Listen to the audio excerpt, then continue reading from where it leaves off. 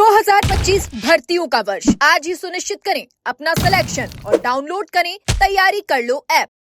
क्या आप इस हक और अधिकार की लड़ाई को पिछले 72 दिनों से बुलंद करने का काम कर रहे हो? मैं आपको बताना चाहूंगा साथियों, ये लड़ाई सिर्फ 72 दिनों से नहीं, लगभग पौने 4 साल से चली आ रही है। लेकिन मुझे पूरा भरोसा है आदरणीय सांसद हनुमान बेनीवाल जी इस लड़ाई को अपने अंजाम तक लेके जाएंगे। आज इस शहीद स्मारक के पवित्र प्रांगण पर 72 दिन हो गए।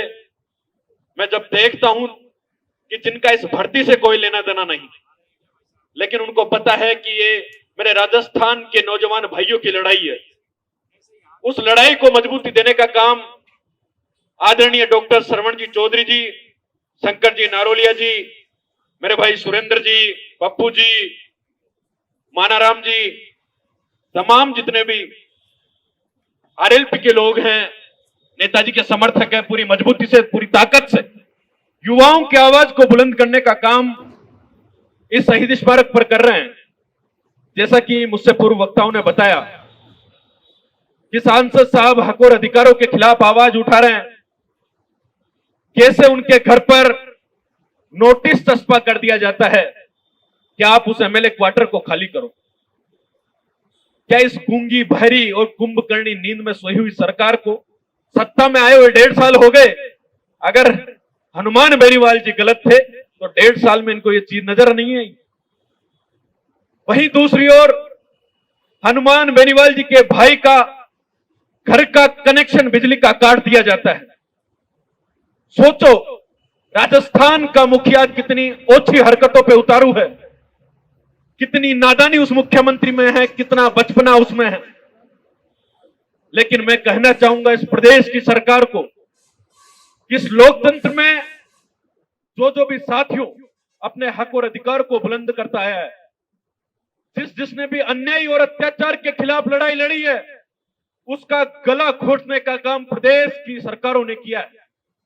मैं कहना चाहूंगा भजनलाल सरकार से और भाजपा के नेताओं से, नेत्रियों से, जिन्होंने पूरा दमखम लगा दिया था इस लाइट के कनेक्शन को काटने का, तो मुख्यमंत्री जी वो आप हनुमान बेनीवाल के घर का तार का करंट तो काट दोगे, लेकिन उस हनुमान बेनीवाल का करंट कैसे काट पाओगे? वो तो ऐसे ही आपको बार बार झटके देता रहेगा, ऐसे ही झटके लगते रहेंगे, क्योंकि वहां पावर इन नौजवानों की ताकत से जनरेट होती है। तो हमारा लड़ाका मजबूत है। हर बार उस व्यक्ति के साथ अत्याचार होता है साथियों, जो युवाओं के हक और अधिकार की बात करता है, जो किसी अन्याय के खिलाफ अपनी आवाज को मुखरता से उठाने का काम करता है, और जो सच को सच कहने का साहस रखता ना, उसकी आवाज को दबाने का काम ये राजस्थान की सरकारें करती आई है। हनुमान बेनीवाल जी ने हमेशा गरीबों की, शोषितों की, पीड़ितों की लड़ाइयां लड़ी, लेकिन इस राजस्थान सरकार में आप देखोगे, अगर आज प्रदेश में पिछले 1.5 सालों से कोई चीज चल रही है तो सड़कों पर धरने प्रदर्शन चल रहे हैं, और राजस्थान का नौजवान, राजस्थान का युवा, किसान सिर्फ न्याय मांग रहा है, लेकिन न्याय मिल नहीं रहा साथियों। जैसा कि आपने देखा डॉक्टर राकेश बिश्नोई को किस तरह एचओडी ने प्रताड़ित किया, और जोधपुर में एम्स जैसे बड़े अस्पताल होते हुए भी अपने ऊपर बात न आए, जिसके कारण उसने सीधा जयपुर रेफर कर दिया, और उस हमारे होनहार डॉक्टर भाई की मौत हो गई। लेकिन उसको न्याय दिलाने के लिए कोई अगर खड़ा रहा तो सांसद हनुमान बेनीवाल खड़ा रहा साथी। ये बड़ा गर्व का विषय है हमारे ऊपर कि ऐसा कोई लड़ाका है जो जाति धर्म को परे रखते हुए, अपनी राजनीति के नफे नुकसान को परे रखते हुए युवाओं की आवाज को उठाता है। लेकिन सरकारें हर बार गला घोट रही है। मैं कल परसों देख रहा था, भीलवाड़ा के कोटड़ी में एक एसडीएम लगी हुई है सुमन गुर्जर, उसने एक बजरी माफिया के ट्रैक्टर को रुकाने का काम किया। तो सरकार का दुस्साहस देखिए कि जो होनहार बेटी अपने पढ़ाई लिखाई के बलबूते पर उस एसडीएम की कुर्सी पर आई और जो ट्रैक्टर पकड़ा वो किसी वहां के बीजेपी के प्रधान का था।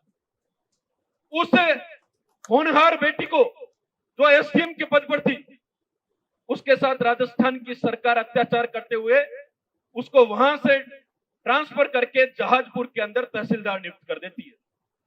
सोचो क्या हो रहा है प्रदेश में। जो सही को सही कह रहा है, वो बेटी लड़ रही थी कि प्रदेश में बजरी माफिया पनप रहे हैं, आए दिन युवाओं के साथ उनका गला घोटा जा रहा है, उनको सरेआम कुचला जा रहा है। लेकिन बजरी माफियाओं के खिलाफ आवाज उठाने का नतीजा, उनके खिलाफ कार्रवाई करने का नतीजा है कि उसको तहसीलदार बना दिया। लेकिन हम सब नौजवानों की ताकत थी कि सोशल मीडिया पर एक गुब्बार मचा और वापस उस बहन को एसडीएम के पद पर नियुक्त करना पड़ा। ये कोई बजरी माफियाओं का आज का आतंक नहीं है। आप देख रहे हो कि सांसद हनुमान बेनीवाल अभी रियाबाड़ी मेड़ता में गए और उस लड़ाई को लड़ने का काम किया जहां पर गोचर भूमि को लेकर अतिक्रमण किया जा रहा था, जहां पर उस लूणी नदी को अतिक्रमण के दायरे में लिया जा रहा था और जहां पर वहां के गांव के भाइयों के साथ अन्याय और अत्याचार हो रहा था। उन बजरी माफियाओं के खिलाफ सांसद हनुमान बेनीवाल लड़ने के लिए मेड़ता गए, क्योंकि ये बजरी माफियाओं की रोज की हालात है। परसों से टोंक में गुर्जर समाज के लोग, एक पप्पू लाल गुर्जर की हत्या कर दी जाती है बजरी के माफियाओं के द्वारा, और वो पूरा परिवार पिछले 3 दिनों से उस डेड बॉडी को लेकर धरने पर बैठा हुआ है। नेताजी से भी मिलने भी कुछ लोग आए थे, लेकिन सोचिए वो लोग न्याय मांग रहे हैं और पिछले 3 दिनों से राजस्थान की सरकार का कोई नुमाइंदा उनके पास नहीं गया। इससे बड़ा दुस्साहस राजस्थान की सरकार के पास नहीं है। वहीं दूसरी ओर उदयपुर के आरएनटी मेडिकल कॉलेज में हमारे एक और डॉक्टर साथी रवि शर्मा की वहां के वाटर कूलर पर करंट लगने से मौत हो जाती है, लेकिन सरकार न्याय तो नहीं देती है, उल्टा अत्याचार करती है। और 3 दिन बाद भी हम देखते हैं तो पूरे हॉस्पिटल में करंट दौड़ता हुआ नजर आता है और उन रेजिडेंट डॉक्टरों को भूख हड़ताल पर बैठना पड़ता है। तो सोचिए किस तरह प्रदेश में हालात हैं कि न्याय के लिए, अपने हक के लिए भी धरना दो, आंदोलन करो और उस डेड बॉडी के साथ बैठो, तब तो जाके सरकार तुम्हें सुनेगी। ऐसा तो राजस्थान की सरकार में हो रहा है साथियों। उसका एक बड़ा कारण है क्योंकि कोई 2-3 बार का मुख्यमंत्री तो मुख्यमंत्री की कुर्सी पर बैठा नहीं, एक सीधा उस गांव की ढाणी से उठकर आ गया जो खुद को किसान का बेटा कहता है, लेकिन उसे उस किसान के बेटे का दर्द नहीं पता। उसे नहीं पता इन युवाओं के साथ क्या पीड़ा है, तो वो आखिर कैसे न्याय कर पाएगा। ऐसा ही भर्ती में सरकार का कितना बड़ा दुस्साहस है कि पहले तो जांच करवा ली एसओजी से, और उस एसओजी के एडीजी उन्होंने कोर्ट के समक्ष उपस्थित होकर कह दिया कि भाई साहब बहुत बड़ा घोटाला है, हम इसमें तो छटनी कर ही नहीं सकते। छटनी इसलिए नहीं कर सकते क्योंकि जो भर्ती का मास्टरमाइंड है, जिसने पेपर को व्हाट्सएप पर सर्कुलेट किया, वो हमारी पकड़ से बाहर है। यूनिक भामू, उसने व्हाट्सएप पर पेपर भेजा और वो न जाने कितनों हजारों लोगों को पहुंचा। लेकिन प्रदेश की सरकार समय पर समय मांगती है और न्यायालय में जाकर 1 जुलाई को अपनी रिपोर्ट को बदलने का काम करती है। और जिस एसओजी ने जांच रिपोर्ट यह दी थी कि हम इन युवाओं में छटनी नहीं कर सकते कि कौन तो सही तरीके से चयन करके आया है और कौन फर्जी तरीके से चयन करके आया है, लेकिन इस पर्ची के मुख्यमंत्री ने उस एसओजी के अधिकारी को दबाव में लाकर उस रिपोर्ट को भी बदल दिया। सोचो इससे बड़ा राजस्थान के नौजवानों के साथ कोई दुर्भाग्य नहीं हो सकता।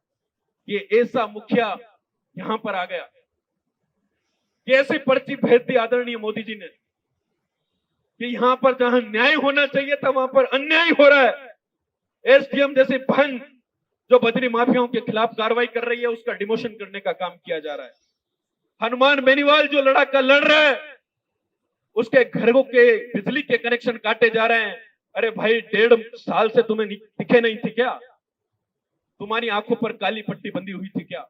लेकिन नहीं, सरकार का एक दर्द है कि यह आदमी सही के लिए क्यों लड़ रहा है, ये आदमी एसआई भर्ती के लिए क्यों लड़ रहा है, ये लड़ाका राकेश बिश्नोई के लिए क्यों लड़ रहा है, और ये व्यक्ति हर शोषित पीड़ित के लिए क्यों लड़ रहा है। ये राजस्थान की सरकार का दर्द साथी।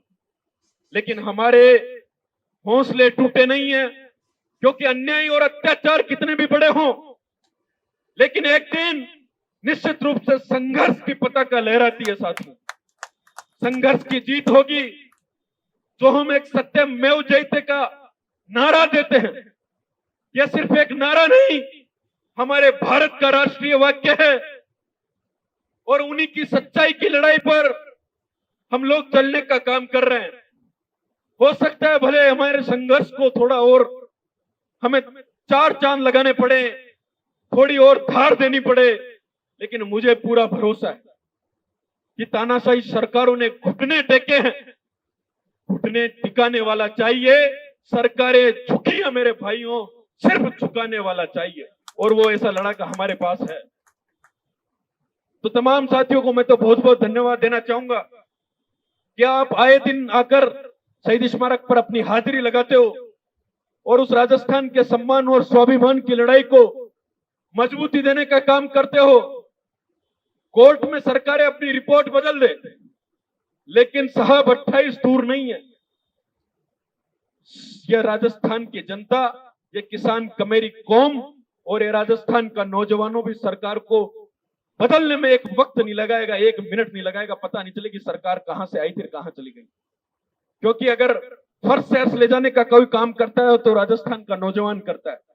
जिस तरह मेरे भाई ने बताया कि जिस ओर जवानी चलती है उस ओर जमाना चलता है, तो हमने अभी हार नहीं स्वीकारी है, क्योंकि हमारी दिल्ली की तैयारी है, हमारी दिल्ली की तैयारी है। तो साथियों, पूरी मजबूती के साथ, पूरी ताकत के साथ आपको रुके रहना है। हनुमान बेनीवाल जी के भले कनेक्शन कितने ही काटो, भले घरों के नोटिस कितना ही चस्पा करो, क्योंकि अकेला नेता लड़ रहा है जिसका विधानसभा में के अंदर भी कोई प्रतिनिधित्व नहीं है। तो मैं दो शब्द कहना चाहूंगा भजनलाल सरकार को कि मुख्यमंत्री जी, हाथी घोड़े तोप तलवारें, हाथी घोड़े तोप तलवारें, फौज तो तेरी सारी है, पर जंजीर में जकड़ा राजा मेरा अब भी तुम सब पे भारी है, अब भी तुम सब पे भारी है। बहुत बहुत धन्यवाद। जय हिंद, जय भारत।